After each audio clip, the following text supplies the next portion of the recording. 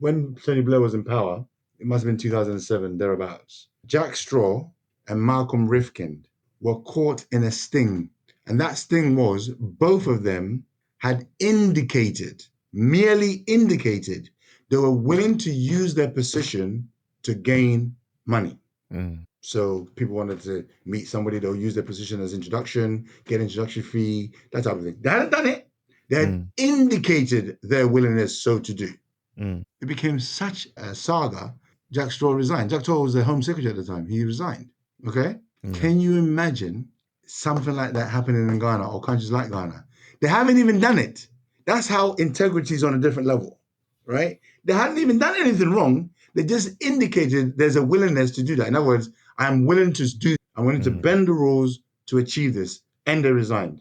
In Ghana, that would never happen because even when they've done it, they're going to double down. So if the populists have appreciated their votes, hold them accountable, then there's an outcry. When there's an outcry, it now puts more pressure on the individual who's flouted their responsibility, their rules, or not adhered to what they've promised. Then they start realizing that I can't act anyhow I want. I can't act with impunity. I am responsible to the people who elected me. Civic duty. Civic education. It's civic education. So that's one. There are many more we could do. Easiest one is charity begins at home. Okay. My view is a lot of our people are looking to somebody else to solve their problems, even in their immediate environment. Yeah, I know exactly what you mean. I call it learned helplessness. Exactly. Thank you. I couldn't put it better. That's why you're smarter than me. I couldn't put it better. 100%. I mean, people would defecate and pee in their own domain and then complain how smelly it is. You know what I mean? So there's got to be this sense of, it's called what's the word? Self-fulfilling prophecy. If you don't believe in the value of what you've got and therefore protect it, enhance it, and grow it, then you're only going to sabotage it. You're only going to demean it. You're only going to undermine it. And so those are some of the basic, and it will cost us nothing, just to inspire our people to appreciate what they have, what they are, where they come from, who they put in power. I don't even know if there's an actual debate amongst the populace, the voters, as to why Mr. X or Mrs. Y has been voted in. I just feel they just do it. We just had an election December 7th. Prior to that, I'm told some would go to a neighborhood and offer food in the hope that would get votes. Some would offer money in the hope that would get votes, as opposed to having a discussion in a town hall. We don't have a town hall, but something like a town hall where you're discussing what you can do for the community, how you can improve the community. Zero. I see. I wanted to thank you for this, by the way. I wanted to go back and address a few things because when you were saying some of these things, it was triggering points in my mind, but I didn't want to interrupt. Oh, I don't think we ever got to explain properly why the Ukraine war was affecting Ghana. Oh, yes. But I think it was mostly to do with the fact that the oil prices went up because Russia is such a huge supplier of oil. Oh, absolutely. And when the oil prices go up, the dollar goes up. And because Ghana is so reliant on the dollar, that meant everything went up in price. Yeah. Because our buying power decreases. Yes. People that would usually buy bread or egg for a particular price, everything went up 4 times the price, including the breads and the eggs and all of that. Because the dollar's gone up. Yeah, the dollar rate went up and the cities can't keep up with it, I guess.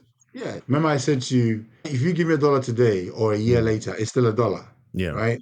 If you give me 10 cities today, what it can buy today is not what it can buy tomorrow. Or what it bought yesterday can't buy today because it's devalued. That's the susceptibility of our currency. And that's why the war affected the Ghanaian economy. And the other thing you said about civic education is something that I've actually had a conversation with another friend of mine about. And it's something that I also believe might be a good solution to this. Because when I speak to a lot of people and I'm trying to understand what we can do to take charge of our own destiny and change things and make Africa great again, I guess, it always comes down to a mindset shift. And I think that's related to the thing you said about the politicians when you said it's all about I instead of me. And then you also said the same thing when you were like, charity begins at home. And also when you said the people need to look inwards and have a vision, like a communal vision. All of that relates to a mindset shift. And that's something that I've been thinking about how to achieve. And it always comes down to education for me. I mean, that's partly why I'm doing this podcast, because I'm trying to spread that education so that we can achieve this mindset shift. But I'm also, separate from doing this podcast, I'm also working on an educational platform that hopefully will be the platform to be able to share about the civic education matters in a very easy to understand way that everybody can really get. That's just one of the things that I'm working on that triggered my mind when you mentioned it. So yeah, I just wanted to share that as well. No, thank you. And that's why you're such an inspiration. And long may that continue. For what it's worth, if there's anything I can do to assist, do not hesitate to let me know, because, like you, I feel there are so many of us out there that collectively we can perhaps make some small indent in this journey in the hope of transforming the mindset. Because you don't know what you don't know. And I'll accept that. And you may have heard me say this to you, that I genuinely believe that Ghanaians are resistant to change. Well, go on. Because, okay, so it is not uncommon when somebody is trying to do something new, the resistance is leave it the way it is. It's not broken. Why change it? Right. But meanwhile, your environment hasn't changed or your existence hasn't improved. Right. And so just because you've got to learn something new, I've got a perfect example. A mechanic I've used since 2004, 5, 6. Lovely guy. Right. But as you know, with every passing year, the car, the way it's made, requires a different set of skills. It becomes more electrical. Very good. Today, most cars require computer skills because you kind of log on to the computer on the car to identify what's wrong with it. So it gives you a self-diagnosis of some description, right? Yeah. You can't do that if you're not A, with how A, your reading machine works, and B, how to understand, because it may not give you English, it may have symbols and whatnot, right? Now, this mechanic is actually an auto electrician. Lovely guy, got married 2.5 years ago. And I said to him, look, you need to start thinking about where you are. And if you want to keep working in this line, what you should be doing, because the future, of course, a lot of us don't think about the future. Well, the here Which and we now. should, because we are the future. Exactly. So I said to him, think about the future, do what you need to do to make sure you're equipped, because there will come a point when the cars you're working on are no longer in existence, or maybe they're far and few between. Did he listen to me? Absolutely not. Now, his skill set is redundant. Why? Because he doesn't have the skills to deal with cars, most of which are now have got computers on board. Lovely guy. My question is, what can we do? What can the African diaspora, those of us in the UK, what can we do to help to reshape the narrative, to drive the change that we want to see? Because you've mentioned a few things around change. You've mentioned mindset shift, you've mentioned education, and you mentioned stabilizing the currency. Those are the three main things that you identified. So yeah, how can we add to that? Can I preface what I'm about to say with the following? I think it's right to say it's not fair for us living in diaspora to assume we know, and therefore when we say it should be adopted hook, line, and sinker. That's not Yeah. what I'm saying. And I think everybody would agree that would be, it's almost like me coming into your house and telling you how to live. That's not healthy. However, I also feel like with a brainstorming group, we should all be willing to accept no idea is a bad idea. Let's just extrapolate the good ones that are workable and work with it, right? So there must be a healthy desire to engage with our brothers and sisters back home, okay? There must be a willingness to understand why they do what they do in the manner that they do it, and why we feel there's a better way to do it. And I'll use my grandmother as an example. I think I told you, she had a tendency to visit our village whenever she wanted, even though phones existed.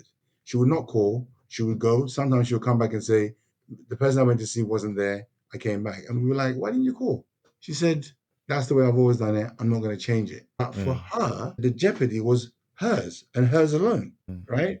In this instance, not willing to embrace the new, the how, the when could be not only jeopardy for you, your children. Another example, some illiterates send their kids to school, right? And their kids need help.